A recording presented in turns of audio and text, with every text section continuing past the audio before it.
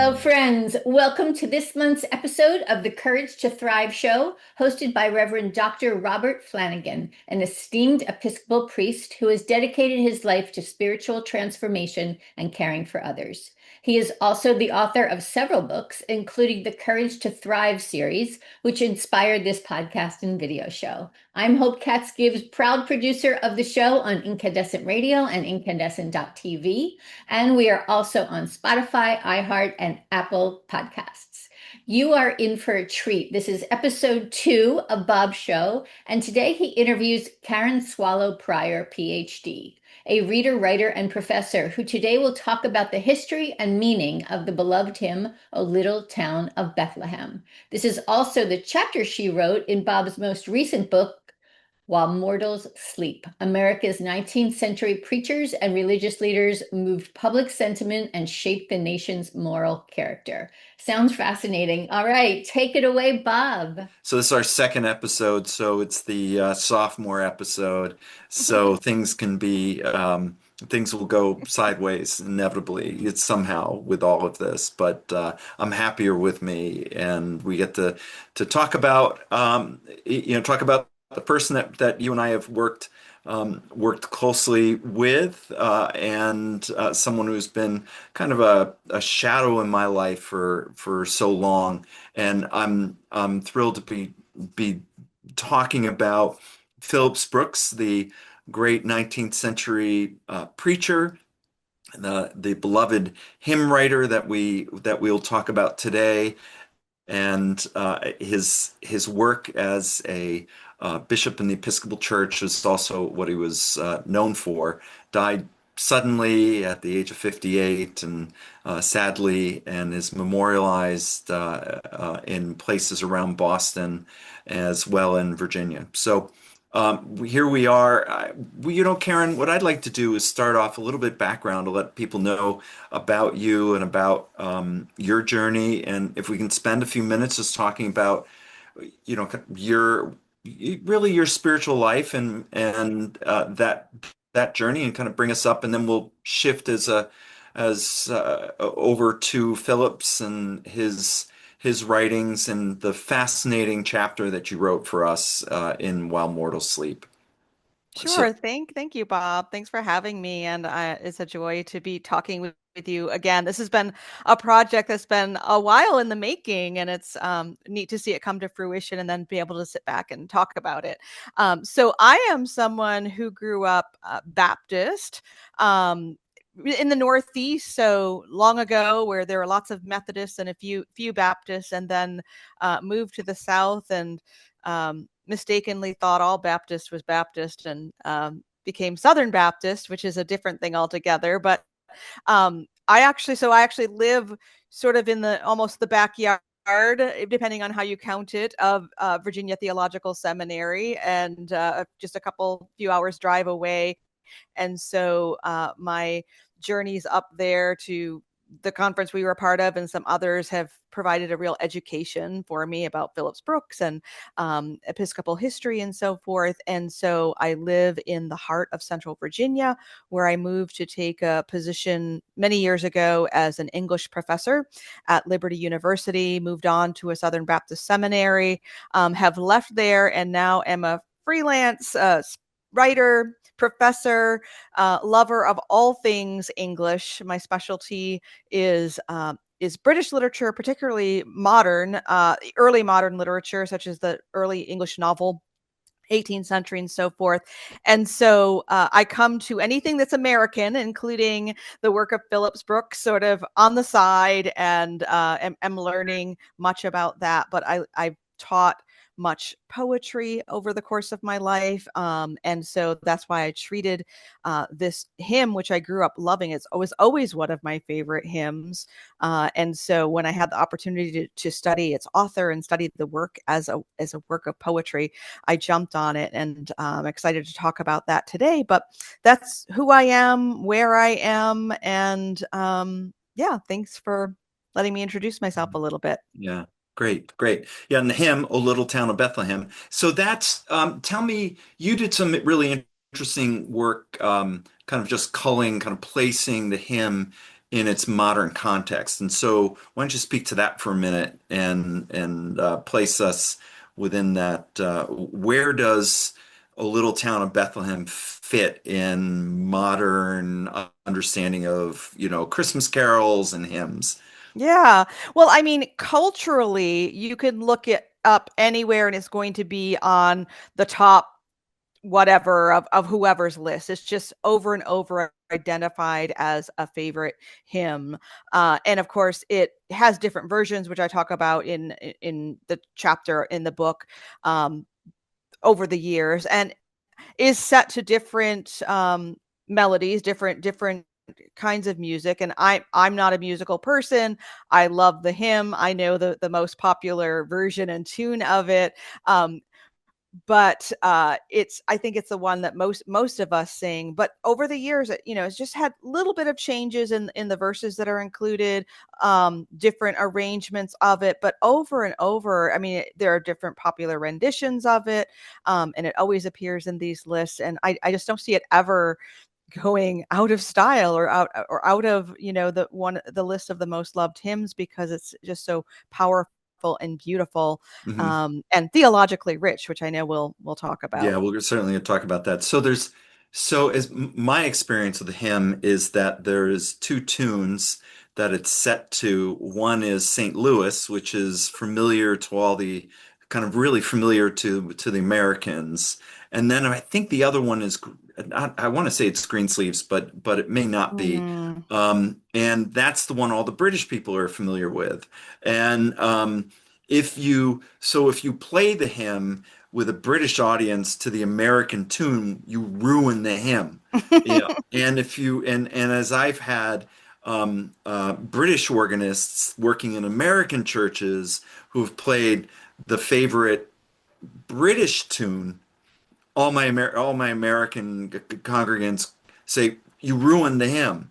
It's so the tune Mm. is so wrapped up as well with the words. And can you speak to that at all? And your understanding, because you did talk about the relationship between the Phillips Brooks, who wrote the words, Mm-hmm. and also to his organist, his music director, who put Right. the original tune together. Right. And of course, I mean, that is long before we have the kinds of recordings and technology we have today to spread the tune. And so I don't know, you know, again, I'm not a musical person, so I don't know the differences between the tunes, but I know that it is such a beloved hymn that of course the melody, the music that goes along with it is part of sort of the heritage that we receive Hmm. in either Hmm. place. And so the sentimentality that we have for the hymn is going to be tied up in the music that we're familiar with. And so, yeah. So help me understand, or clear the air. There's a lot of Episcopalians are kind of nerd out and fight over this little detail. You did a lot of close research on Phillips's writing of the hymn Mhm. and when he wrote it and where he wrote it, because it's the where that everybody kind of fights over because it wasn't it isn't I think you nailed down and kind of put to rest the the Episcopal controversy over where he wrote the hymn. What was he doing? So would you kind of Oh, to well, that, because that was I have interesting. I have to confess that I did not know there was a controversy, and I just went and did my research and presented what I found. So I hopefully I won't be stepping on any toes of any controversialists in this. But no, I mean, the story, which really is pretty well documented, is that Brooks was sort of needing a break out of his own personal losses, and of course in the aftermath of our nation's losses in the Civil War, and went on leave, and ended up across Europe, and ended up in Bethlehem around Christmas time. And it was there that he experienced this stillness at Christmas time, in the place of Christ's birth, Bethlehem. But it was a few years later when he had already returned home, and was sort of at the last minute just writing a children's song for the Christmas Eve service. And so that's sort of the story behind the song, is he actually wrote just the words to the song, to the hymn. And then Redner, the church musician or organist, wrote the tune. And and it was all done in sort of in a hurry, but it was based on the words and images were, number one, based on this experience that he had in Bethlehem, which was a profound spiritual experience in the context of this great personal loss and this great national loss, and and then not only the losses of the Civil War, but then the loss of the beloved President Lincoln. But these things had sort of rested in him for a few years by then, and just seemed, it from what seems to me is just poured out. And the simplicity of the words and the ballad measure, and the images, part of that is because the song was originally for children, and yet out of it comes, as I try to show in what I wrote, is this profound theological depth and richness, which also in itself could be somewhat controversial, but we'll save that for later. Yeah. So just to get back, I'll give some background on Phillips. He in the late 1850s, he attends Virginia Seminary in Alexandria, Virginia, which is at that point a slave state, and he takes his first job in Philadelphia in 1859. All right, and soon after the war begins in 1861, he's still in Philadelphia.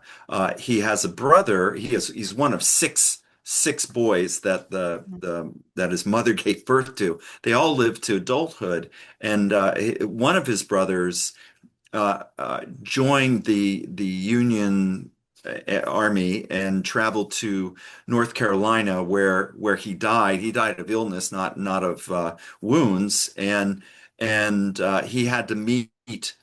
His father joined him to meet his body returning through Philadelphia as it was returned. Phillips also, after the Battle of Gettysburg, soon after that battle, travels out to Gettysburg for a time. He's there on site in helping, but he's not kind of officially on those records for very long. It's kind of like he went out, spent some time there, came back to his church, but when Lincoln's casket comes through Philadelphia, he eulogizes the president there, and that really is one of the things that thrusts him the national attention, the eulogy that he gives. And then so later on, he leaves Philadelphia after working at two churches and goes to the Boston area and serves the church there, and then is elected bishop. But it is at this small, not a small church, but this important, one of the two big important churches in Philadelphia at the time, in the city center, that he's at, where he does write this hymn for this kind of family congregation that he has And there. so what's the controversy about where he wrote it? So there's a question that he was looking out. So he's in the spire at Virginia Seminary looking out upon the city of Washington, and is moved by that. That's what he's thinking of I it. see. Others is that he's in Philadelphia and kind of thinking locally there when he writes it. And then others are no, he writes it in Bethlehem. And so there was this open-ended question of kind of where did he write the hymn, and so thankfully we didn't introduce you to that controversy. No. Pretty minor, but still a bit of different game. It's because you kind of helped clear the air. I mean, as a lot of things that we in this research project, there were kind of a bit of what we call hagiography. There's a lot of this history that people kind of said, well, Phillips did this, Phillips did that. There was a question about, well, was he really 6'4"? Was he really that tall? Yes, he was. He writes to his father, measured him I believe at the age of 18 or 19, and he was at that point 6'3 1/4. He grows a little bit more. He gets a final measurement. He says that he's 6'4". He writes it in his letter. So there's an understanding. So those kind of things that we have that are like, well, was he really this or really that? And everyone Yeah. wants to claim him. But it's Hmm. interesting because really, I mean, as a writer, myself and yourself, I mean, we might have a specific moment when we sat down and put pen to page or open the laptop, but writing is a long process that takes place, that we turn things over in our minds, we take inspiration, and then when something comes to fruition, it might be a while later. So it's an interesting question that really is about the entire writing process. When was he inspired? When did he put pen to paper? When did he maybe revise something? Right. Yeah. Right. I think as a segue, I was reading your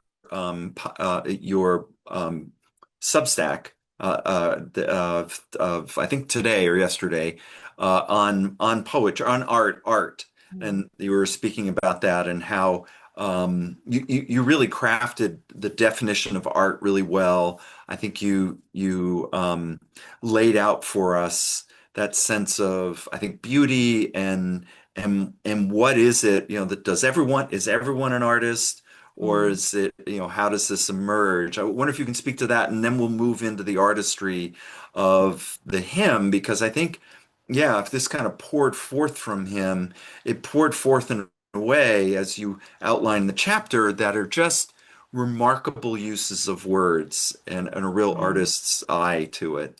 Hmm. Yeah, and so what in the Substack newsletter you're talking about, I was just, encouraging everyone to live a life full of art, because art is really an expression of our humanity, and we don't have to be good artists or skilled artists. Some people are, a few people are, but we all are makers, and I think that's really the essence of art, is our attempt to make something and to make meaning out of our world. And it can be the smallest thing. It can be just simply, writing something, communicating something. And then, of course, we have great artists who spend years devoted to developing the skill of painting or sculpting or you know, writing long novels, lots of different art forms, but at essence, it's the expression of our humanity. Now, whether or not, and this is like what I say in the Substack, there is a separate question about how do we evaluate what is good art versus what is bad art, and that's an important question, but it's a different question. We are Hmm. all made in the image of God, who is a creator, and so it's part of our humanity to want to make things and to find meaning and to make meaning through the things that we make. And Hmm. it's really important, I think, to be aware of that aspect of our humanity, to celebrate it in ourselves, but especially to celebrate and support it in the others who devote their lives to perfecting that and to doing well at it, because we're not all good at art or all Hmm. kinds of arts. So. Hmm. And it's It's interesting because when we're talking about Brooks, who is primarily a preacher, right. um, that also is preaching is an art form. And Hmm. it's also an art form that uses words. And so poetry is not that far off. And English history in particular, and I'm sure American history, is filled with, I mean, the best poets in English history were preachers too, and that's not coincidental. It might be something that's we've lost in the modern age, but it really reflects the nature of good preaching. It's carefully handling and artfully handling words, which is the same thing as poetry. And you're talking about people like Coleridge or Well, not Coleridge, George Herbert, Herbert. Yes. Yeah. and Gerard Manley Hopkins. Yes. Not all of them, but for a long time, of course, John Donne. John Donne, right? I mean, Yes. the men who went to university, of course, were there ostensibly to become preachers, so it was partly structural, but it's also something we can still take a lesson from, that it's really sort of the similar artistic skill that is required to preach well and to write poetry Hmm. or Hmm. hymns and carols. Hmm. And we're lucky, in one sense, is that Phillips really, um, it, it, he valued extemporaneous preaching, preaching without notes and without a written text. And we're lucky in some sense that he did uh, actually put to pen enough of his own sermons that we have a collection of which we did address a chapter in the book on his preaching, and we're grateful for it because he often spoke extemporaneously, and there wasn't this sense of time limit that maybe some of today's preachers who are worried about going over 12 minutes because people in the congregation will complain, or somebody who's preaching for a television audience where they're going to Mm, do 22 minutes, mm, and to fit within the half-hour show. So there's that kind of limitations that Phillips didn't bother with, and so his thinking he could kind of ramble on, but there are times when he was very precise about his preaching and careful with it.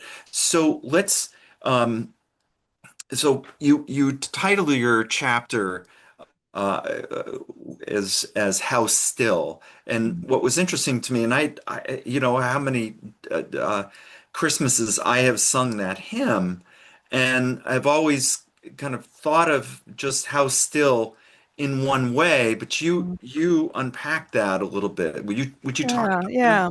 Yeah, I talk about really for me this is I say a lot about about the hymn or the carol as poetry because there's much to say about it. But for me the center of it, which is why I gave it that title, is that word and that imagery of stillness. And the Mhm. most obvious sort of surface level meaning of the word still in the hymn because of the context is the stillness or the quietness of Bethlehem on Christmas night, Christmas Eve, when Christ was born. That's the surface level, and yet still is what is in poetry terms we call it a zeugma.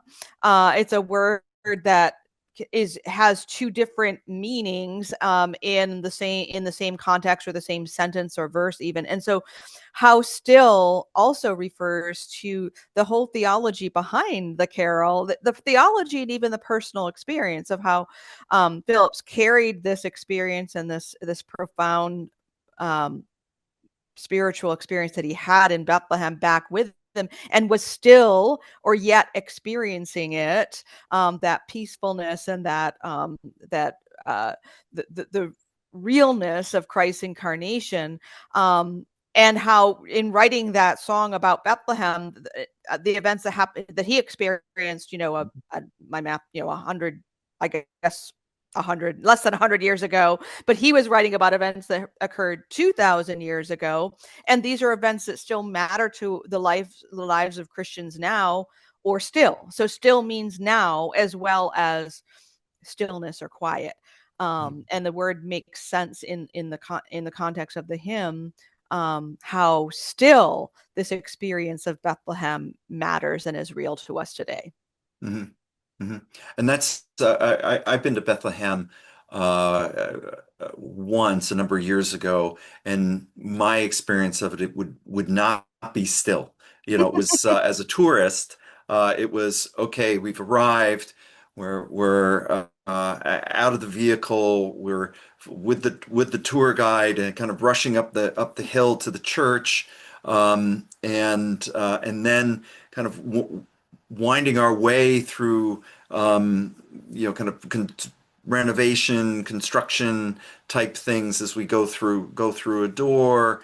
Look at this piece, look at that part. Okay, we're going to have a few minutes to go down into the and this is the Church of the Nativity, down into the area where we think where Jesus was born. Look at this, look at that, and then up and out you go. And it's Mm. not a still event.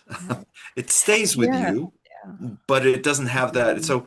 So it's nice to think of that as he was able to experience it in terms of stillness, Mm. of kind of, and yet it does stay with one. It still remains as a profound memory, but Mhm. the kind of that it projects out on that Christmas Eve to a time there's a longing that Mm. I think it touches on, a hope that in all the busyness of a rushing around of our lives, particularly in the as this episode is will come out right before Christmas tide, and so people are busily running around, but finishing up and wrapping up and getting ready for Christmas,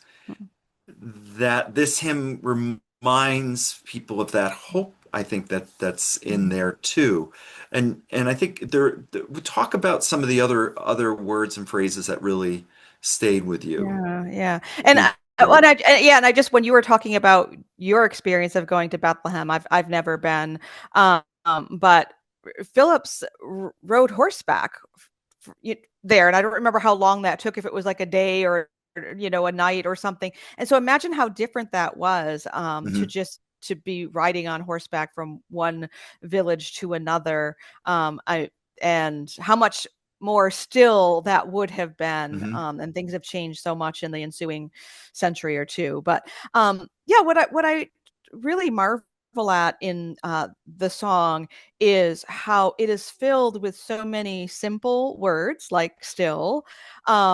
Most of the words are monosyllabic, and there are only a few words that have three syllables or more. And yet it and the words that he chooses themselves have such a beautiful sound. So he uses a lot of poetic terms that we can talk about are assonance and consonance and alliteration. So a lot of words that begin with S, a lot of words that have melodious sounds rather than harsh sounds, a lot of internal rhymes within the same line, a lot of and the poem even has some half lines, which many of these devices harken back to the earliest traditions of English poetry in mhm, Anglo-Saxon poetry.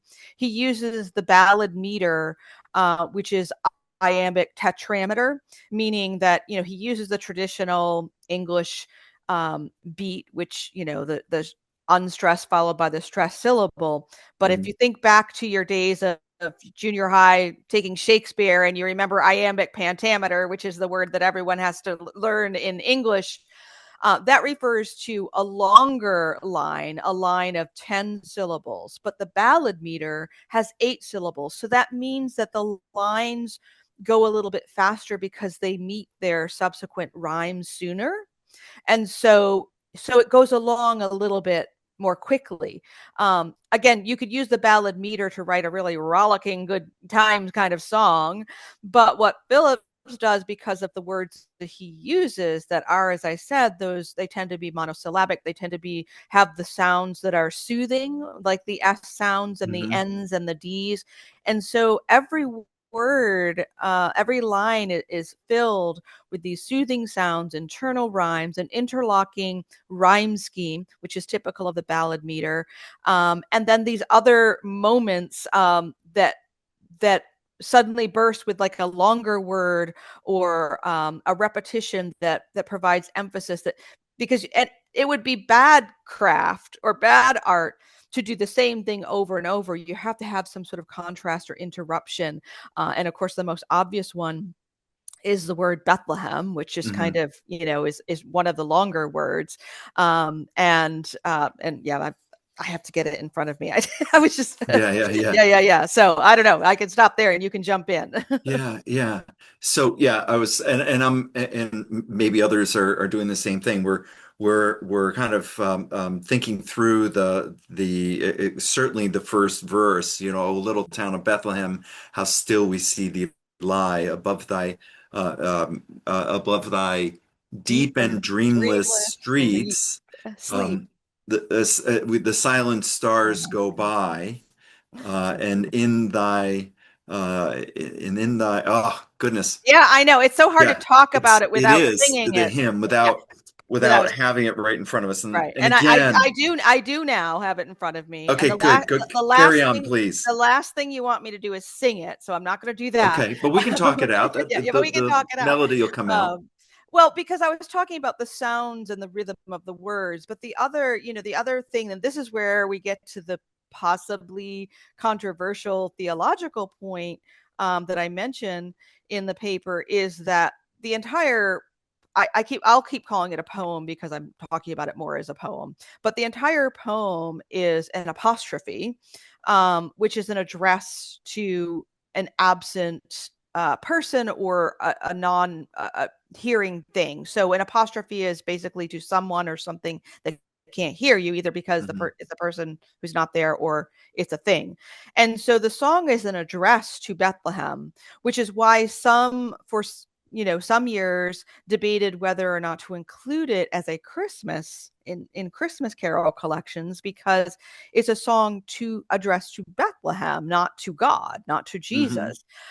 Hmm. And yet, if we understand it poetically, we understand that apostrophe serves a poetic function, and in particular, this Bethlehem serves also as metonymy, which is a something that stands in for a part that stands in for a whole. So the poem or the song is not really addressed to Bethlehem. It is on the literal surface, but it's addressed to everything that Bethlehem represents, which is the birth of Christ, which is the Christian faith, which is the whole thing. And so, because on a literal level, as poetry, it has this device. It could, on the surface, be seen as, oh, this isn't a hymn to God. It's a hymn to a city, and therefore it's Hmm. not theologically correct. But we have to get beyond that and read it as a poem is intended to be read, and to understand how the apostrophe and metonymy function. Hmm. Hmm.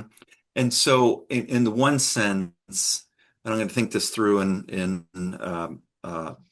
just as a concept that I'm working on, is that there's a sense of Bethlehem uh, being that source, that place of Jesus's birth, and in amongst the Holy Land, that it's this representative of God. I mean, it's the same, Mm, no different than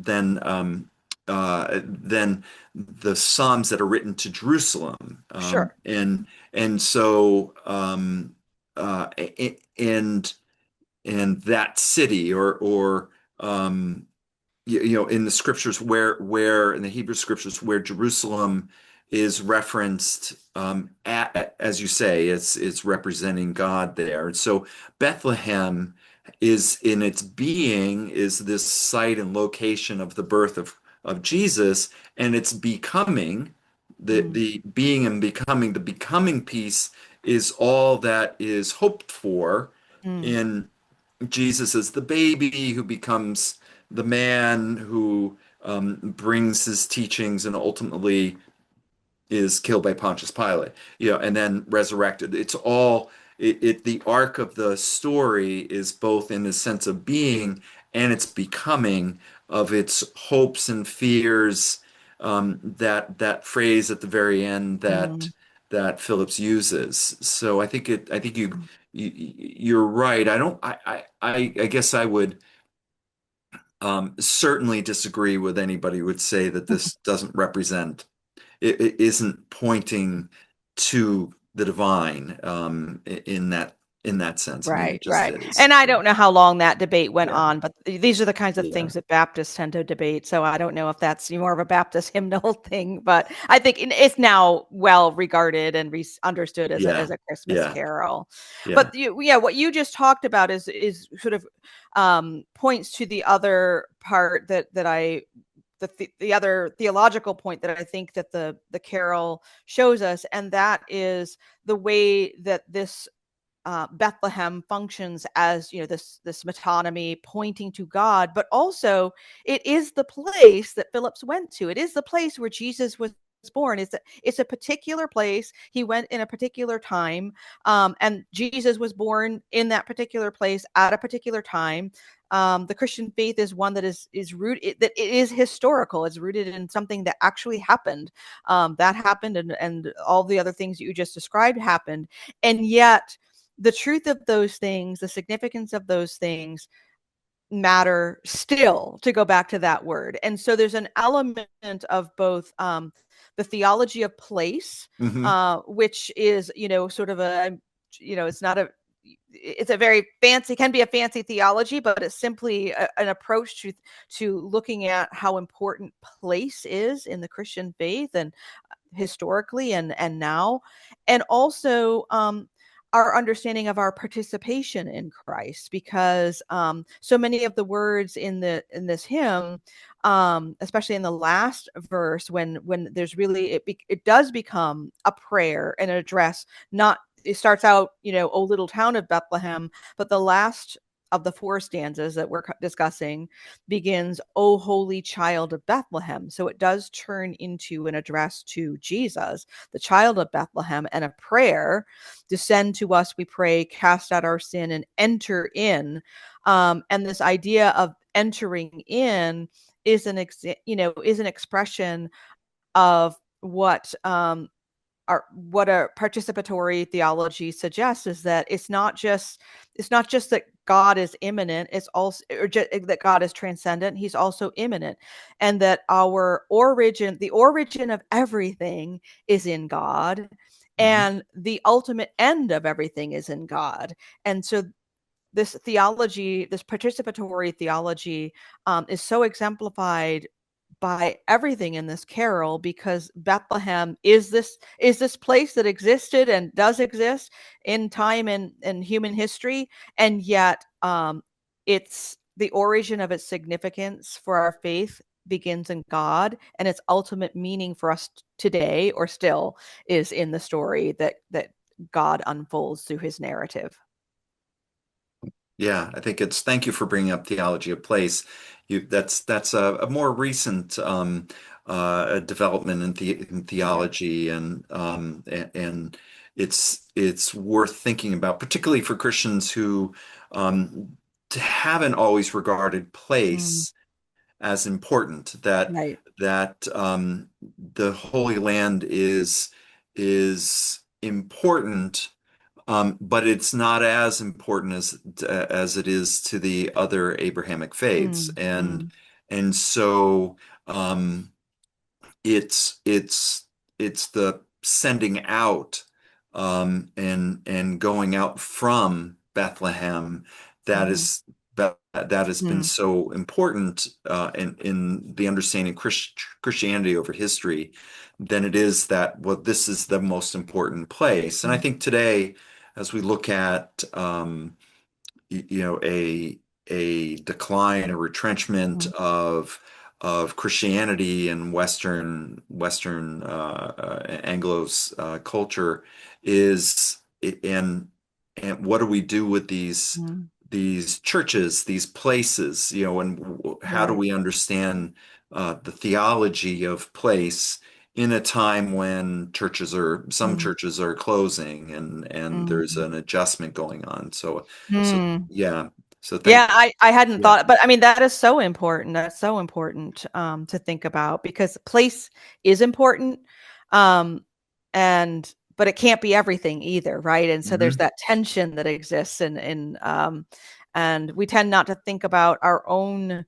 I say we, I mean, 21st century modern Americans. Hmm. Place is less important to us in our highly mobile society, but we need to remember, we need to think about how God has met us in a particular time, in a particular place, and how he can call us sometimes even to a place. And of course, here I'm just simply riffing on Wendell Berry, another sort of Mhm. theologian of place. Yeah, good, good. Yeah. So yeah, there we are, an American poet. Yeah, Yes, yeah, versus yeah, yeah. Well, good, good. I wanted to give you an opportunity. You've published a book recently, and give you an opportunity to talk about that and just give us a little insight into Mhm. your latest work and to hear what that is. Yeah, no, thank you very much. And I've mentioned calling a couple of times, I think, in this conversation, and that is the Mhm. subject of my most recent book called "You Have a Calling: Finding Your Vocation in the True, Good, and Beautiful." And I do talk about place in that book as being among the many callings that we might have, and so it's a book that my primary audience, I suppose, is the younger people that I taught for generations at the college age. But even over the years, talking to more and more midlife people, we've just lost the sense of vocation in one sense because we've put such an emphasis on work and calling and the idea that work has to fulfill everything about our sense of meaning and purpose in life, and it can do that, and work is good and important, but also calling is so much more than the thing that we get paid to do, because we have callings as family members and as citizens and neighbors. Those are all callings, in addition to the work that we do, whether it's paid or unpaid or something we do as a labor of love. And so I just sort of flesh out a lot of the myths that I think where I confront some of the myths that our recent generations have been raised with and that we've also wrestled with, and just try to point everyone to pursuing the true, good, and beautiful, because I think that's what we're all called to do. And I just think this hymn, though, again, I even before I knew anything about Phillips Brooks, it was always one of my favorite ones. And studying it and writing about it made me realize it's because it is so steeped in what is true, good, and beautiful in both form and content. And so it's a beautiful hymn that is worth revisiting and looking at more closely. Great. Well, Karen Swallow Prior, thank you so much for being on Courage to Thrive today. Really Thank you. appreciated our conversation and joining us, and thanks for your time. Thanks so much for having me, Bob. You got it.